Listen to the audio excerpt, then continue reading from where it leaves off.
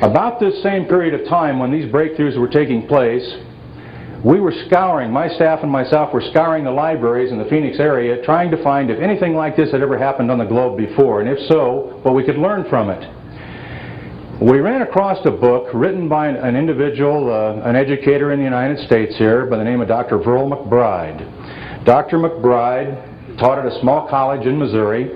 He actually, in 1959, had developed a system similar to what we were doing, still called it speed reading, as we did in those days also, but had actually taken young teenage children over 100,000 words a minute, demonstrated it on live television on NBC, was written up in all the Chicago papers, and had also was on Paul Harvey's show several times. Got a lot of publicity. And being an educator, he tried to take it to the educational community, which is where it really belongs, in schools. And of course it was way before its time, and he was literally chastised in every way you could imagine, and finally left alone the educational community as far as trying to get this incorporated. But he did write a book, and it was called, I think, a beautiful title, Damn the School System, Full Speed Ahead. We found this book in the Arizona State University Library, and there aren't too many copies out there, but in that book, Dr. McBride mentioned a man by the name of Georgy Lozanov, Bulgarian scientist who developed what we call in this country super learning, which by the way isn't anything like what Lozanov deals with in Eastern Europe, and also a man by the name of Dr. Herbert Otto. Dr. Otto, for years, he's now deceased, died in 1980, but Dr. Otto for years ran the Foundation for the Advancement of Human Potential in La Jolla, California. And he had a very interesting job, to say the least. He literally traveled the globe, either verifying or discounting advancements in human potential in a variety of different things, and published results on them and so on down the line. Well, I contacted Dr. Otto by phone and told him of what was taking place in Phoenix, what we had seen happening, what was going on. And his initial remark to me was, "Oh my God, you found it." Now, I didn't really realize what that meant at that time. As a matter of fact, my question back to him was, "What have I found?"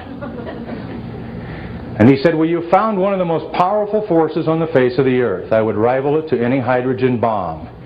And the reason I say that to you is that if this is used on a mass basis, it can literally change societies almost overnight."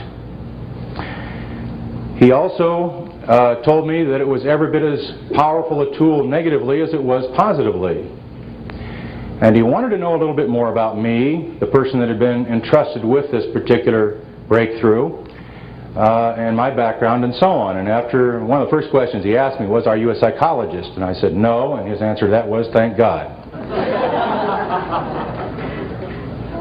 He then wanted to know if I was in a financial position to, after we had talked for a while, if I was in a financial position to fund the research involved with this myself and protect it completely so that it could not be out here into the wrong hands, if you will. And I said I was, and he was very happy to hear that, and through the next 15 years we did an awful lot of testing and research and development with this process through not only Arizona State University but the Stanford Research Institute in Palo Alto, California, and a lot of private testing, all of it funded by myself, all of it set up so that anyone involved in any particular segment of it, and no one was involved in all of it except myself, that they signed forms that they could never divulge the information, and we have been able to protect it. It's protected the process itself under a trade secret so that no one can duplicate it in this country or Canada, and we're now going globally with it.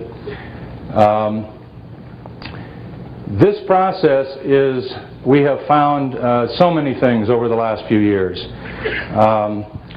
To date, over 350 different applications for the use of the part of the brain we tapped into in 1975. It's part of that literally 90% of the brain that's unexplored territory. We have enormous abilities lying within it. And it's almost as if it acts as a conduit to universal knowledge, whatever's out there and available, it's just there.